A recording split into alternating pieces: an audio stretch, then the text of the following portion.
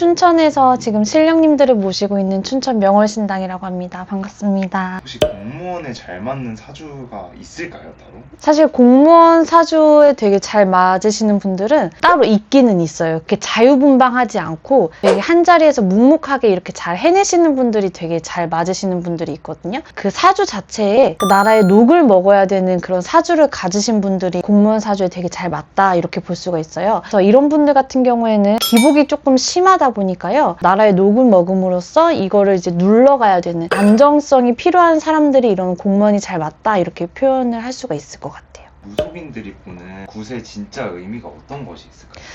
사실 굿 자체가 기적을 만드는 그런 거는 아니긴 하거든요. 막혀있는 이런 흐름을 좀 뚫어준다 이런 의미가 더 강할 것 같아요. 하고 나신 분들은 갑자기 어수선했던 그런 주변 환경들이 막 정리가 된다든지 아니면은 뭐 이상하게 잠이 잘 온다든지 꼬였던 일들이 잘 풀려요 이런 분들도 많고요. 굿이란 이렇게 신한테만 좀 살려달라고 매달리는 자리는 아니고요. 앞으로 잘 살아보겠다 이렇게 얘기하는 자리이기도 하거든요. 사람들은 굿 자체를 이렇게 결과로만 보기는 하는데 꼭 그렇다고만 보지 마시고 그동안에 내가 해왔던 그런 흐름들을 바꿔나간다 이렇게 생각을 좀 해주시면 좋을 것 같아요. 혹시 점을 보고 후회하는 사람들의 공통점이 좀 있을까요? 이분들은 이미 답을 정해놓고 오시는 분들이 되게 많거든요. 그러니까 예를 들어서 연락이 이미 안 올 걸 알면서도 계속 이쪽 저쪽으로 이렇게 연락이 언제 오는지를 묻고 다니시는 분들. 내가 듣고 싶은 말이 안 나오는데 듣고 싶은 말이 나올 때까지 계속 이렇게 돌아다니시는 분들이 있어요. 그래서 이런 분들 같은 경우에는 점을 보고서 후회하는 경우가 굉장히 많아요. 왜냐면 저희 말을 잘 안 들어주시거든요. 결국에는 이 점 같은 경우에는 저희는 길라잡이가 되는 거지 그분들을 대신 살아주는 게 아니거든요. 그분들은 이제 답을 정해놓고 오지 마시고 어느 정도의 이런 받아들일 준비를 좀 해놓으신 다음에 들어주시고 이제 좀 방향성을 잡아주시면은 좀 어느 정도 괜찮으실 것 같아요. 같은 사주인데도 불구하고 인생이 네. 완전히 달라지는 이유가 뭘까요?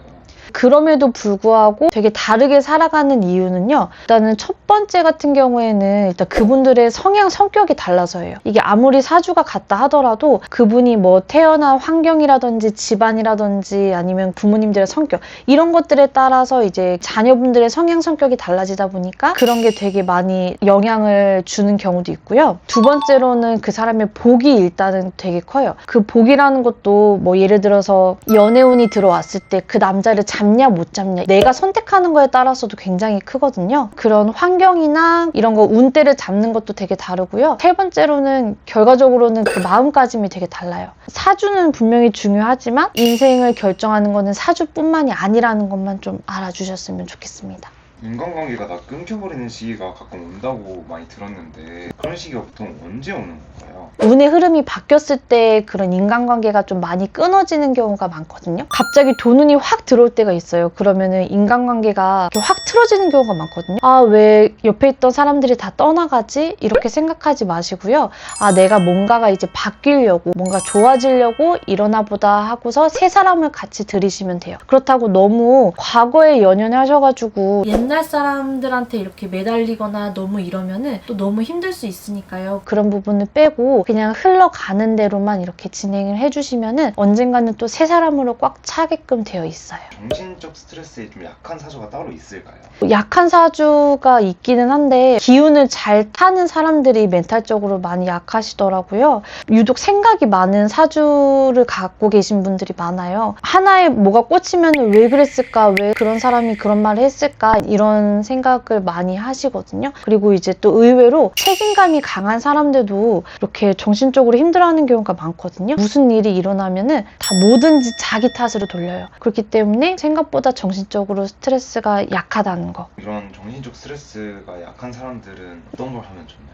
자기 관리를 잘 해주시고 잘 풀어나갈 수 있게끔 돌파구 이런 거를 해놓으시면 좋아요. 자식의 사주는 어떻게 보는 게 가장 좋은가요? 좋은 방향으로 이끌고 싶어가지고 오시는 분들이 많기는 한데 아이의 성향이나 성격 이런 거를 좀 보셔야 될 것 같아요. 아이가 좀 자유분방한 그런 성향이시면은 좀 그쪽에 맞게끔 이렇게 진행을 해주셔야 될 것 같고요. 아이가 손재주가 좋거나 조용하니 혼자서 이렇게 잘하는 친구 같은 경우에도 그런 쪽으로 밀어주셔야 되는 부분 부분이 많아요. 단순하게 부모님의 욕심을 가지고 아이의 성향과는 다르게 이제 부모님 그런 의지대로만 끌고 가면 아이가 또 엇나갈 수 있거든요. 사주를 보되 그 아이의 그 방향성을 좀 잡아주는 그런 사주로 보는 게 좋아요. 자녀가 보통 늦게 풀리는 사주가 있다던데 네. 어떻게 알 수 있을까요? 꼭 나빠서가 아니라요. 이분들은 젊었을 때 좀 고생을 많이 하는 편이시기는 하세요. 일찍 피는 꽃이 있고 늦게 피는 꽃이 있잖아요. 그런 사람들을 보면서 걱정도 많이 하시는데 정작 나중에 보게 되면은 오히려 형제들보다 더 잘 사는 경우도 있고 남들보다 더 잘 사는 경우가 있어요. 남들보다 오래 고민하고 오랫동안 준비하고 여러 번 실패해본 사람이 결국에는 그 자산이 되는 사람이 늦게 성공을 하게 된다 이렇게 볼 수가 있거든요. 혹시라도 자녀가 늦게 풀리는 사주라고 하면은 속도만 보지 말고 그 아이가 어떻게 이제 살아가고 어떤 식으로 진행하는 그런 아이인지를 보시면서 그거를 좀 기다려주시는 게 좋지 않을까 싶습니다. 개수굿은 혹시 누가 받아야 되는 건가요?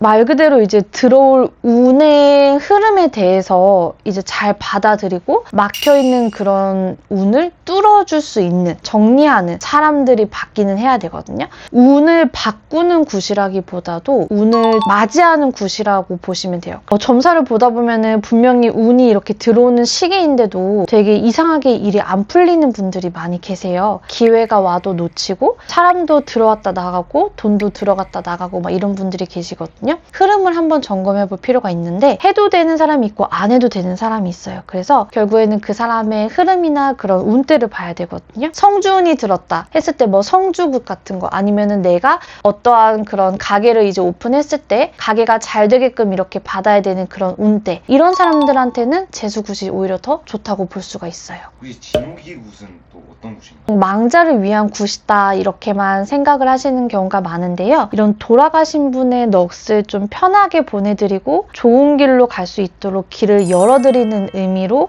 이렇게 하는 굿이에요. 쉽게 말하면 살아있는 사람을 위한 굿이라기보다는 망자를 위한 굿이라고 생각을 해주시면 더 좋을 것 같고요. 이게 사람이 딱 죽어서 재가 되고 흙이 돼가지고 다시 땅으로 묻혔을 때 이게 딱 끝났다 이렇게만 볼 수는 없어요. 왜냐면 이게 돌아가시는 망자의 성향에 따라서 이 이승에 미련이 남으신 분도 되게 많거든요. 이런 부분들을 잘 풀어드리고 편안하게 가실 수 있도록 정성을 올려드리는 게 진호기 굿이에요. 실제로 이렇게 진호기 굿을 하기 전에 막 꿈을 너무 많이 꿔가지고 좀 불안했다든지 돌아가신 그 가족분이 계속 마음에 걸렸다든지 근데 진호기 굿을 하고 나서 오히려 괜찮아졌다 그런 꿈도 안 꾸고 마음도 편안해졌다 이렇게 하시는 분들이 많아요. 갑자기 뭐 돈을 벌게 해주세요 아니면은 뭐 잘 풀리게 해주세요 이런 느낌보다도요 가시는 길 조금 편안하게 해달라고 하는 그런 굿이 진호기 굿이라고 볼 수 있어요.